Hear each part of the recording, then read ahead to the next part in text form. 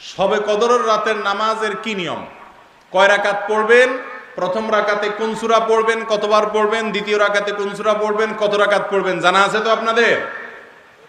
জানা নাই? একজনও জানেন না? ইন্না লিল্লাহি ওয়া ইন্না ইলাইহি রাজিউন। হাজার হাজার মানুষের বিশাল সমাবেশ, আপনারা একজনও শবে কদর নামাজের নিয়ম জানেন না? এটা তো খুব খারাপ কথা ভাই, নিয়ম তো জানতে হবে।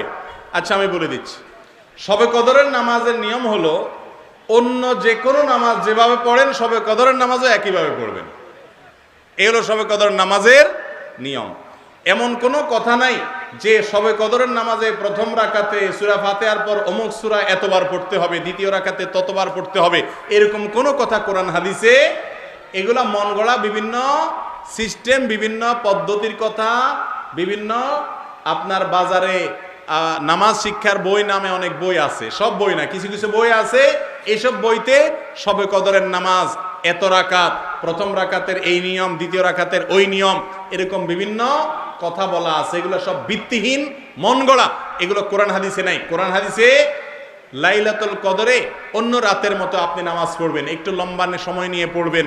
যে কোনো রাতের নামাজ, তাহাজ্জুদের নামাজ লম্বা সময় নিয়ে পড়তে হয়, দীর্ঘ রাকাত, দীর্ঘ রুকু, দীর্ঘ সিজদা, আস্তে আস্তে তেলাওয়াত, আস্তে আস্তে তাসবিহ এবং সময় নিয়ে পড়বেন। দুই রাকাত করে পড়বেন, যে কোনো সূরা দিয়ে পড়তে পারেন, একবার পড়বেন না দুইবার পড়বেন সূরা ফাতিহার পরে সূরা, এটা আপনার ব্যাপার, কোনো সূরা নির্ধারিত না। আপনি লাইলাতুল কদরের একটা জিনিস নির্ধারিত, সেটা হলো একটা দোয়া হাদিসে বর্ণিত হয়েছে, আম্মা জানা আয়েশা রাদিয়াল্লাহু তাআলা আনহাকে নবী করিম সাল্লাল্লাহু আলাইহি ওয়াসাল্লাম শিক্ষা দিয়েছেন, তুমি যদি লাইলাতুল কদর পাও তাহলে দোয়া করবা, কি দোয়া? আল্লাহুম্মা ইন্নাকা আফুউন তুহিব্বুল আফওয়া ফাআফু আন্নী।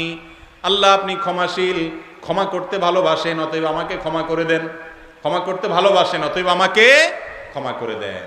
এই দোয়া পড়বেন লাইলাতুল কদরে। এছাড়া আল্লাহর কাছে যে কোনো দোয়া করবেন, দুই রাকাত করে নামাজ যতটুকু পারেন তৌফিকে কুলা পড়বেন।